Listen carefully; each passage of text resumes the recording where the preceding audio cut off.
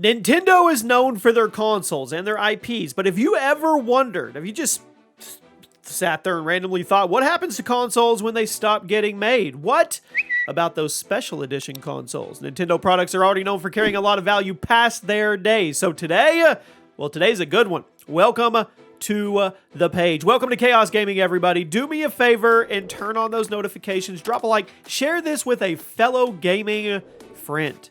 We're going to be checking out the rarest of the rare. These are the 5 rarest Nintendo consoles of all time. Drop a like. Let me know if you've ever owned or seen any of these. If you have one for sale, you can let me know as well. And here we go. At number 5, the Charizard Game Boy Advance SP. That's right, kicking things off is a Game Boy that was released alongside Pokemon Fire Red. Now, you guys probably know that there were a ton of limited edition Game Boys released in the 2000s, but few were quite as rare as the Charizard edition. This was a bright red Game Boy SP with an engraving of Charizard on the top panel, and while that sounds simple, it looked really cool, and not very many people have it because there wasn't very many made. Looking on eBay, unopened Charizard Game Boys are going for between $1,000 and $2,000, depending on how used they are and if the seller still has it in the box. That's pretty rare. At number 4, 50 Cent's custom Nintendo DS. Now, a lot of people don't know this, but back in 2005, rapper 50 Cent requested a custom-made Nintendo DS. Not only did Nintendo comply and agree, but they made 50 of them in total, sending one to 50 Cent and releasing the other 49 into the wild.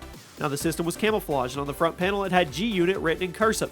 Since only 50 were ever made, yes, they're very hard to find. There have been plenty of replicas throughout the years, but if you want to get an authentic 50 Cent Nintendo DS, you're going to have to do a lot of searching. Then you're likely going to have to cough up a few $1,000s. At number 3, the Mother 3 Game Boy Micro. Now, Mother 3 is often considered one of the best RPGs of all time, but not very many people have played it due to the bizarre way Nintendo distributed it. You probably all know the characters of Mother, like Ness and Lucas, but for whatever reason, Mother 3 was only released in Japan, and it was exclusive to the Game Boy Advance, despite the previous titles being on the N64 and released worldwide. So, when Mother 3 launched, there was a limited edition Game Boy Micro. Does anybody remember that system?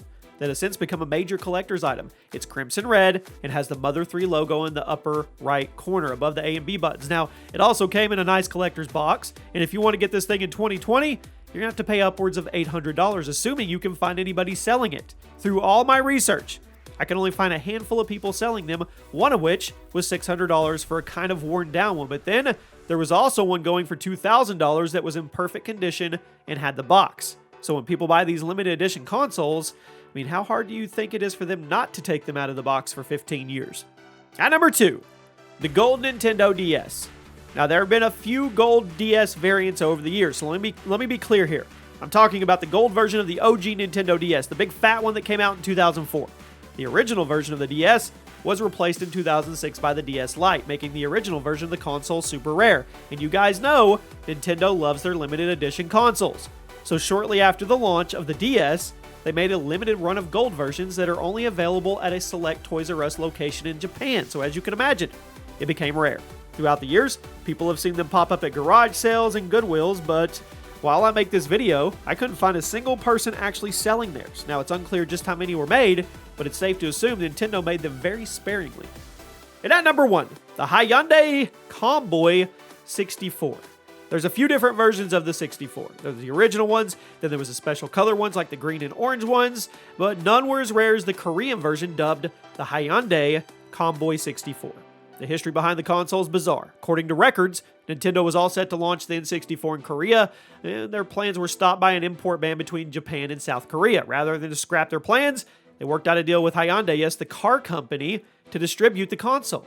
Shortly afterwards, the Comboy 64 began production in South Korea. But then the story gets even weirder because after production started, Nintendo suddenly got their import ban lifted, so they were able to launch their own version of the N64 in South Korea. And now, Hyundai, or Hyundai, whatever, they had all these N64 knockoffs sitting in their factory with no license.